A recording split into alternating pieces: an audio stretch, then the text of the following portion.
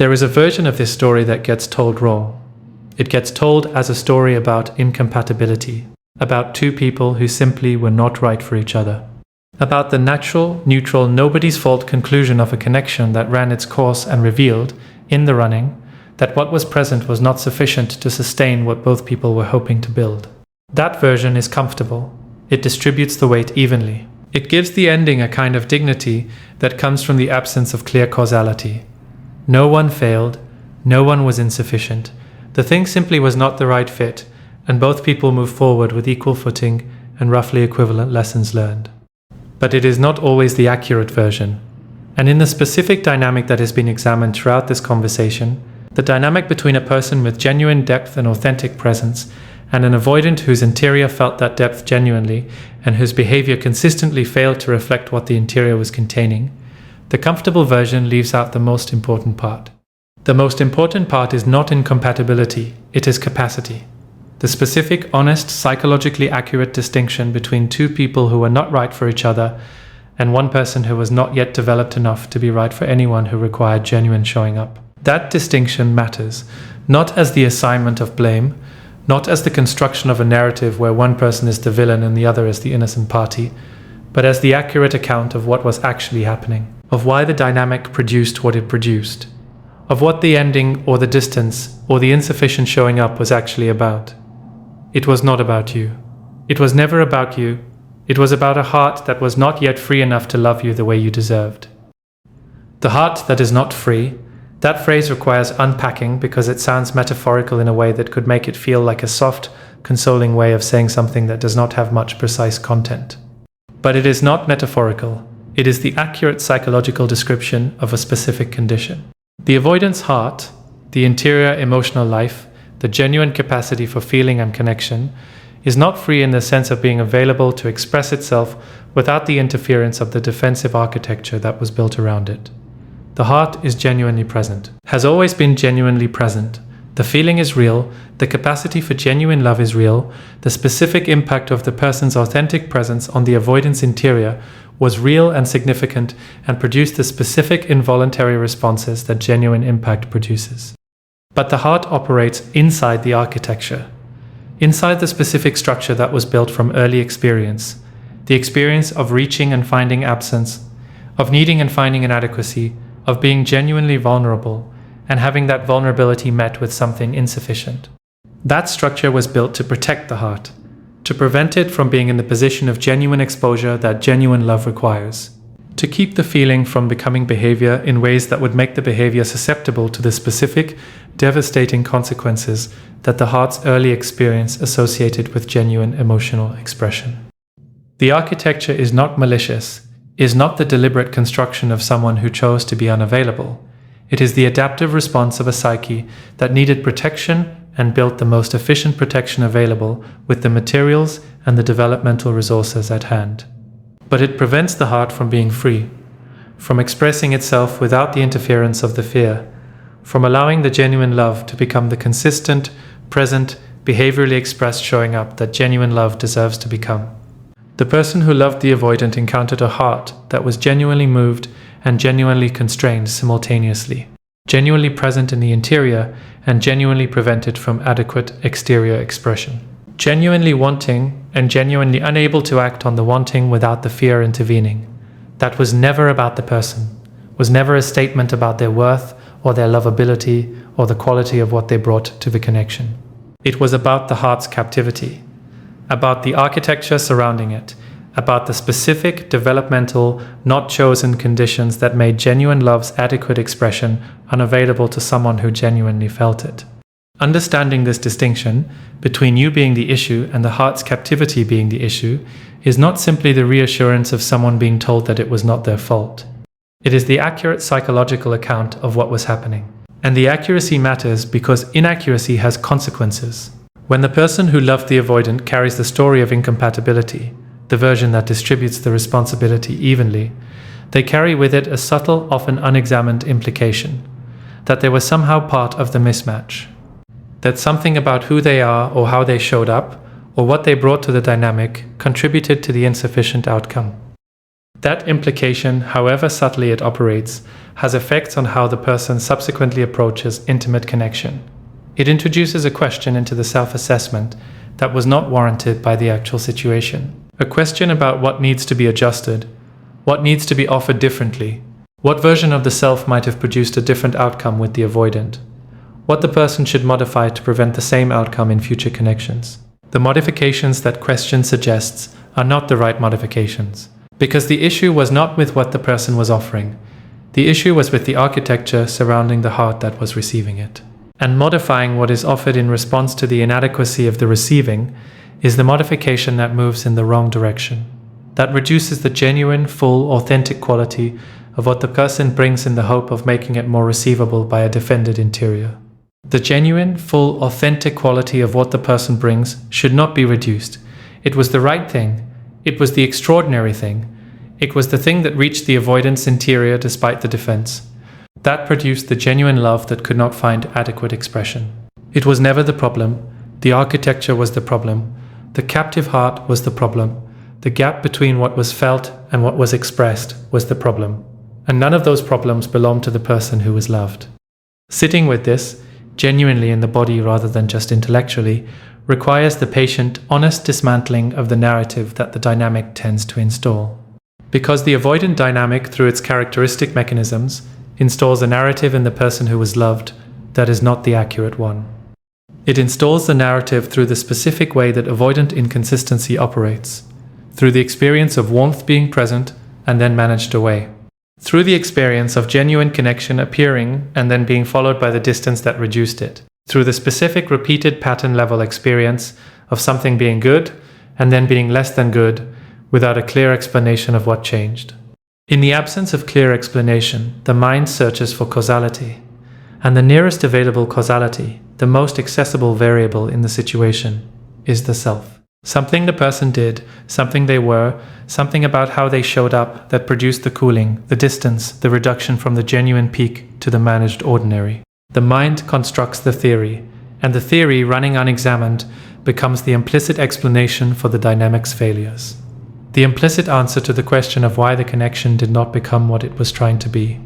The answer the mind constructs is about the self, is about something the person is or is not, about some quality that was too much, or some need that was too present, or some depth that was too high. None of those answers are accurate.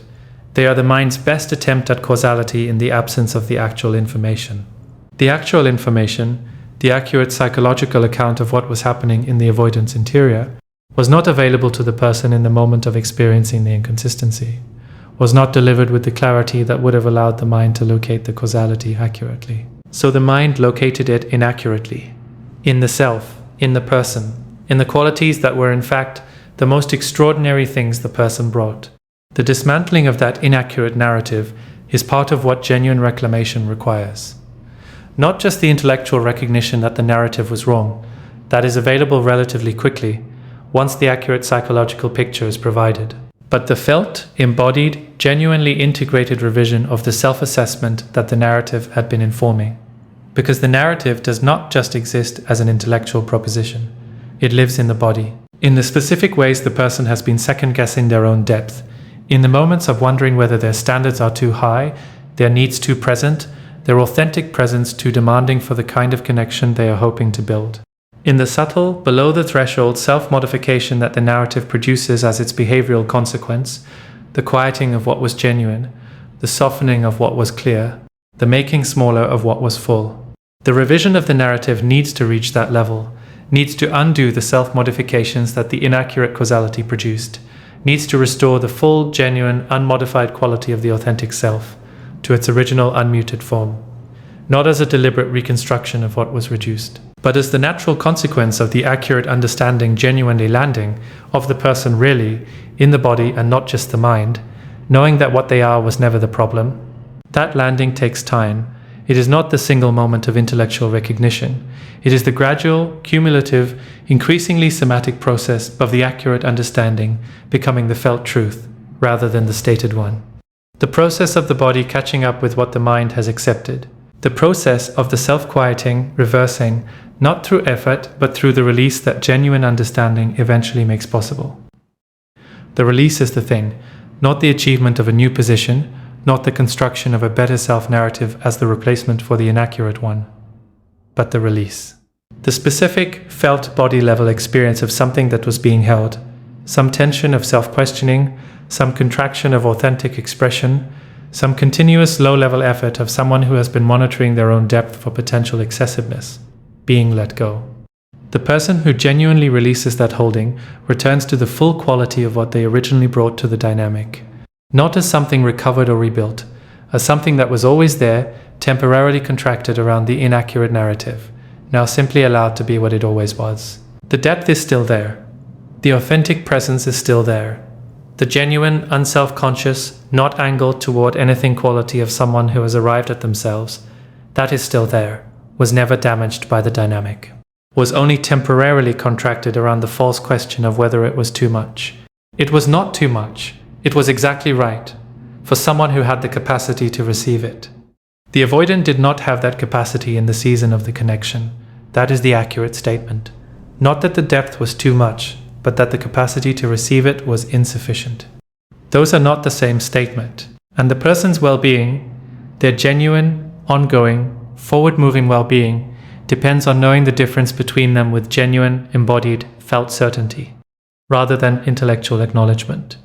The heart that was not free is the heart that loved you and could not show you adequately. That is the full, honest, complete statement of what happened. The love was real. The captivity was real. The inadequacy of the showing up was the consequence of the captivity and not the measure of the love, and certainly not the measure of the person being loved. Knowing this, really knowing it, in the way that changes how the person walks through subsequent days, how they carry themselves in subsequent connections, how they hold their own genuine qualities without the self-monitoring that the inaccurate narrative produced. That knowing is the specific, most important thing the accurate understanding of the avoidance psychology provides, not the understanding of the avoidance architecture for its own sake, not the psychological portrait of the defended interior as an interesting subject of examination, but the specific self-restoring, self-freeing practical consequence of the understanding, the permission it gives the person to stop explaining their own worth through the inadequacy of the return they received. The return was inadequate. The heart that provided it was captive. The person who received the inadequate return was never the reason for its inadequacy. Those three statements are the distillation of everything the accurate understanding provides, and each of them, genuinely received and genuinely integrated, does specific work on the specific damage the dynamic's inaccurate narrative installed. The first statement, the return was inadequate, addresses the tendency to minimize what the dynamic cost, the tendency to find ways to make the insufficient sufficient in retrospect, to construct a narrative where the dynamic was actually not so imbalanced, where the avoidant was actually showing up more than the assessment suggested, where the relationship was more reciprocal than the honest accounting of the ordinary days would reveal. That minimization is understandable. It is the protection of the investment, the retroactive justification of the love and the time and the genuine care, through the softening of the honest assessment of what they were invested in. If the return was not so inadequate, the investment was not so misplaced. If the dynamic was more reciprocal than it seemed, the love was not so one-directional. But the minimization serves the protection of the past at the expense of the accuracy of the future. If the return is softened in retrospect into something more adequate than it was, the honest recognition of what adequate actually looks like becomes blurred. The calibration of what to accept in future connections is set against a standard that was itself softened, rather than the genuine standard of what genuine mutual presence actually provides. The return was inadequate. Holding that honestly, without the softening, without the retroactive justification, with the clear-eyed, this is what the ordinary days actually showed accuracy, that genuine honesty requires, is the first act of self-respect available in the aftermath of the dynamic. The second statement, the heart that provided it was captive, addresses the tendency to make the inadequacy personal, the tendency to read the insufficient return as the avoidant's final assessment of the person's worth, as the verdict of someone who saw clearly and found what they saw wanting. The captive heart does not provide verdicts, cannot provide verdicts. The captive heart is not in a position of having seen clearly and assessed accurately and determined that what the person offered was insufficient. The captive heart is in the position of having felt genuinely and been prevented by the architecture from expressing what it felt in the form it deserved to take. The insufficient return is not the verdict of clear seeing, it is the consequence of constrained expression. The difference between those two things is the difference between something being wrong with the person and something being wrong with the architecture surrounding the heart that loved them. The person needs to know that difference, not abstractly, in the specific, ongoing, day-to-day sense of someone who is living their life without the weight of a verdict that was never actually delivered. Who is bringing their full, genuine self to subsequent connections without the self-monitoring that comes from believing the depth was assessed and found excessive? Who is available to be genuinely loved without the bracing against the judgment that the inaccurate narrative of the avoidant dynamic was installing? The third statement, the person who received the inadequate return was never the reason for its inadequacy, is the most directly restorative. It is the statement that most directly reverses the inaccurate causality the dynamic installed. The statement that locates the responsibility for the insufficient expression exactly where it actually lived, in the avoidant's captive heart and the architecture surrounding it, rather than in the person who was loved. This statement is not absolution of the avoidant in the sense that removes the reality of the impact. The impact was real. The cost to the person was real. The specific damage of loving genuinely in conditions that could not return the love adequately was real and deserves honest acknowledgement rather than the dissolution of the avoidant's contribution to it. But the avoidant's contribution to the impact was not a verdict about the person, was not the deliberate, clear-eyed, having fully assessed the situation, contribution of someone who looked at what was offered and determined it was insufficient. Was the consequence of a constrained heart trying to love within an architecture that was preventing the love from taking the form it deserved? That is the accurate account of the contribution, and holding it accurately, neither exonerating the avoidant of the impact nor locating that impact in a judgment about the person's worth, is what genuine understanding makes possible. The three statements together form the complete, accurate, most useful summary of what the dynamic was and what it was not, what it revealed and what it obscured, what belongs to the avoidant psychology and what belongs to the person's own genuine, forward-moving, fully inhabited life. The dynamic revealed the avoidant's captive heart, revealed the architecture that prevented adequate expression, revealed the specific, psychologically real, not about the person being loved, reason that genuine feeling remained interior when it deserved to become behavior.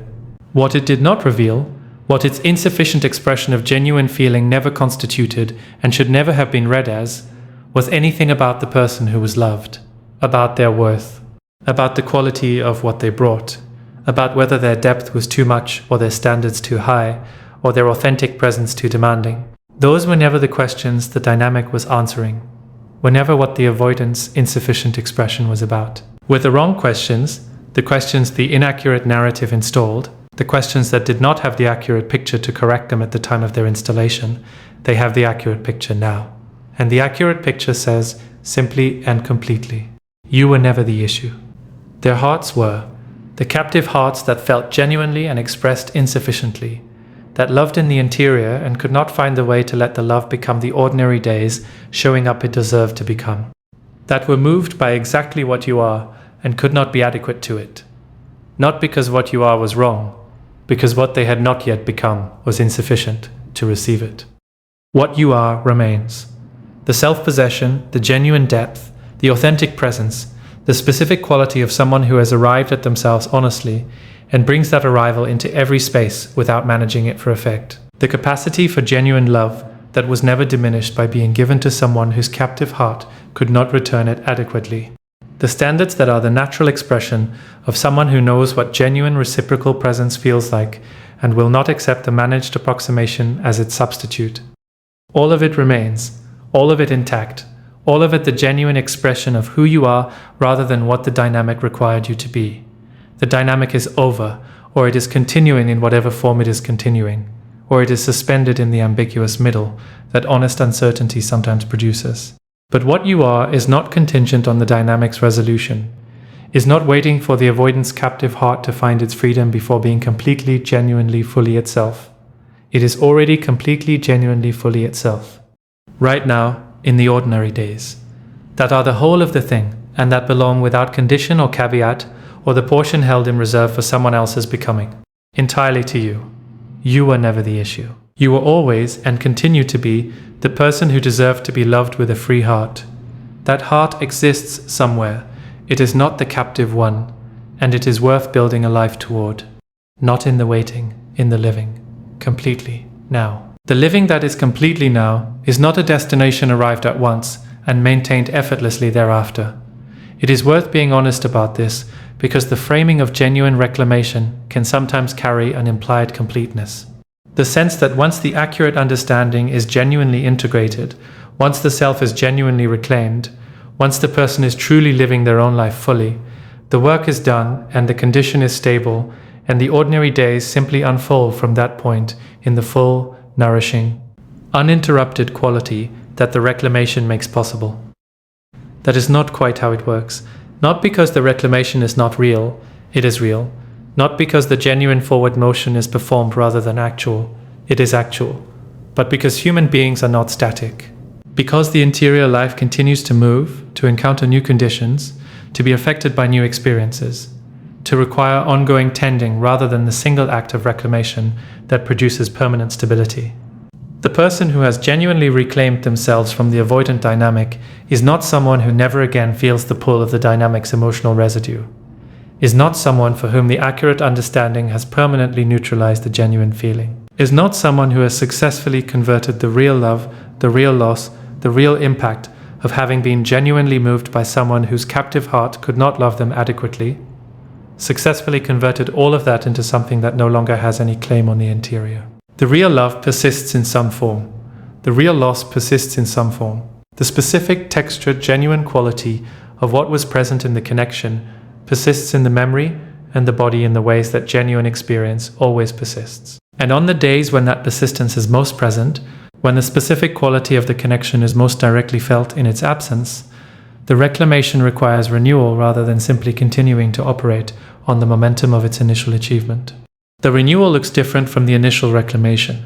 The initial reclamation was the significant interior event, the turning of the orientation, the returning of attention from the outward direction of the dynamic to the inward direction of the self. The genuine, sometimes effortful, often grief-accompanied work of dismantling the inaccurate narrative and replacing it with the accurate understanding and returning the self to its full, uncontracted, genuinely inhabited quality. The renewal is smaller than that, quieter, more like the ongoing maintenance of something that was genuinely established than the original work of establishing it. Like returning to a practice that is genuinely one's own rather than beginning a practice from scratch each time.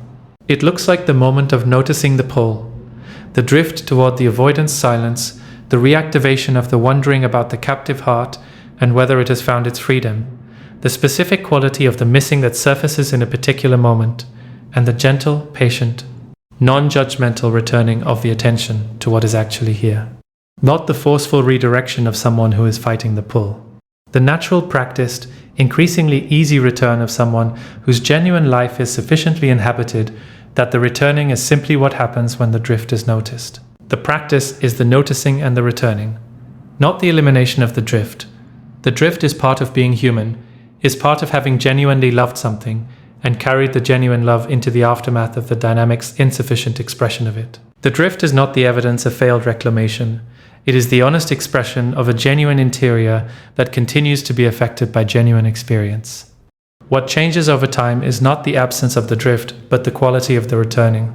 In the early period of the reclamation, the returning from the drift requires more effort, more deliberate redirection, more conscious engagement with the accurate picture to counter the pull of the hope or the hurt that the drift activates. The returning happens, but it costs something, requires the active deployment of the understanding, rather than the simple, organic, this is where I live, returning of someone whose genuine life is the natural home of their attention. Over sufficient time, through the continued practice of the noticing and the returning, through the deepening inhabitation of the genuine life that the reclamation made possible, through the accumulation of days genuinely lived rather than managed, around the question of the avoidance captive heart, the returning becomes easier, more natural, less the product of deliberate effort and more the simple expression of where the attention actually wants to be.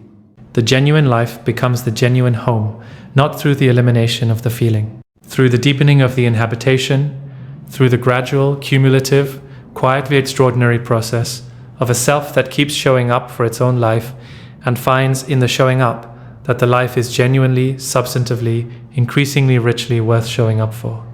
The richness deepens. That is one of the less discussed aspects of genuine reclamation from this kind of dynamic. The richness of the life that becomes available as the genuine inhabitation deepens is not static, does not remain at the level it was at immediately following the reclamation. It grows, develops, accumulates texture and depth, and the specific quality of a life that is being genuinely, attentively, fully engaged with, rather than partially managed around the question of someone else's availability. The interests that returned when the attention came home, they deepened through genuine engagement. The friendships that were maintained at reduced capacity during the dynamic, they developed through the fuller presence the reclamation makes available. The creative or intellectual or professional dimensions of the life that were receiving less than their full share, they expand through the genuine investment of the full quality of attention that was previously partially allocated elsewhere. The self deepens too. The person who has been through this specific dynamic and has genuinely integrated its education, who has arrived at the accurate understanding of why the avoidant's captive heart could not love them adequately, who has dismantled the inaccurate narrative and returned to the full quality of the authentic self. That person continues to develop, continues to arrive at themselves more completely, continues the ongoing, never fully completed, always deepening process of genuine interior work that produces the qualities that the avoidant fell in love with in the first place. Those qualities do not peak, do not arrive at a final, fully developed form that then remains static. They continue to develop as the person continues to engage honestly with their own interior, with their own experience, their own patterns, their own genuine becoming. The self-possession deepens. The genuine non-invested interest becomes more practiced and more naturally present. The depth that genuine difficulty, genuinely metabolized, continues to produce its characteristic quality of honest, warm, genuinely grounded presence in the world.